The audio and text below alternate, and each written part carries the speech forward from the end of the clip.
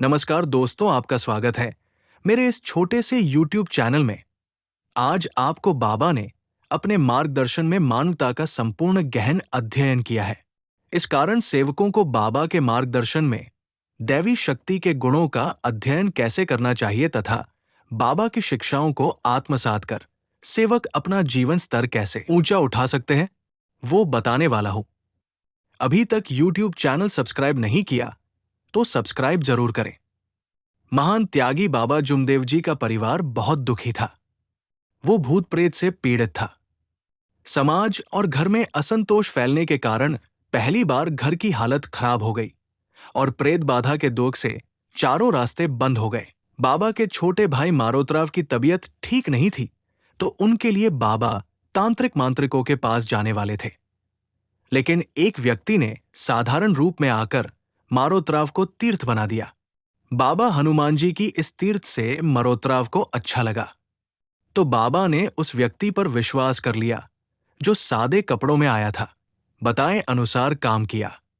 बाबा ने जो अनुष्ठान किया वो सरल नहीं था।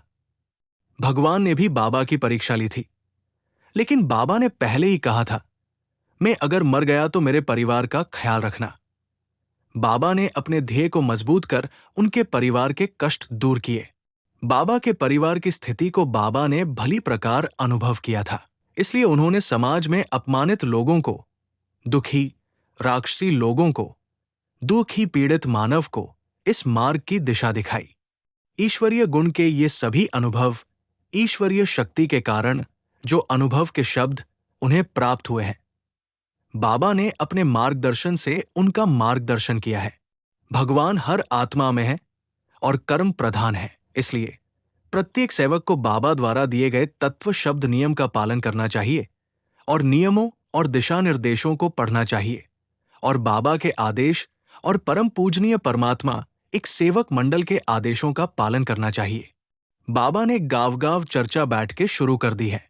उस चर्चा बैठक में प्रत्येक सेवक जागृत भगवंत गुणों का अपना अनुभव साझा कर रहा है। अगर कुछ गलत होता है तो मार्गदर्शिका दिशा निर्देशों के अनुसार कार्य कर सकता है। सुख से छुटकारा कैसे पाएं, योग कैसे मांगे, भगवान हर समय हमारा साथ कैसे देते हैं और भगवान की कृपा कैसे बनाए रखें, इन सभी शिक्षाओं का अध्ययन हमारी चर्चा बैठक में किया जाता है। आज कई सेवक इंटरनेट, कंप्यूटर, YouTube वेबसाइट के माध्यम से बाबा का मार्गदर्शन सुनकर सीख चुके हैं। कई व्हाट्सएप ग्रुपों के जरिए चर्चाएं और बैठकें चलती रहती है। इन सभी समूहों से हम सदैव जागृत रहने वाली शक्ति के गुण प्राप्त कर सकते हैं और भिन्न भिन्न जानकारी प्राप्त कर सकते हैं। अगर हम अपने समय का आधा घंटा घर पर या दोस्तों की मंडली के बाहर मंडली को समर्पित करते हैं, तो हम अच्छा काम करते हैं, अर्थात हम ईश्वर के कार्य का प्रचार प्रसार करते हैं और इससे न केवल मन प्रसन्न होता है बल्कि आत्मबल भी मजबूत होता है। अपना आत्मविश्वास बढ़ाकर और अपने अहंकार को कमजोर करके यदि हमारा उद्देश्य मजबूत हो जाए तो हम दैवीय शक्ति के अपने अनुभव को दूसरों के साथ साझा कर सकते हैं। हम स्वयं बाबा के नियमों का पालन अपने आप से करते थे। परिवार के सदस्यों को आज्ञा पालन करने के लिए कहें। अगर थोड़ी भी गलती होती तो वो समझ जाते और प्यार से कहते। बाबा ने हमें सबसे बड़ा मंत्र दिया है, नाराज मत हो। लेकिन हम गुस्सा हमेशा बच्चों, घर की महिलाओं, बुजुर्गों पर निकालते हैं। इससे उनका आत्मसम्मान कम हो जाता है। इसलिए हमें अपनी भाषा का प्रयोग प्रेम के रूप में करना चाहिए। यदि हम सिर पर बर्फ का गोला और जीभ पर चीनी रखकर व्यवहार करेंगे तो हमें परिवार में सम्मान का स्थान मिलेगा, लेकिन हमें समाज में सम्मान का स्थान अवश्य मिलता है।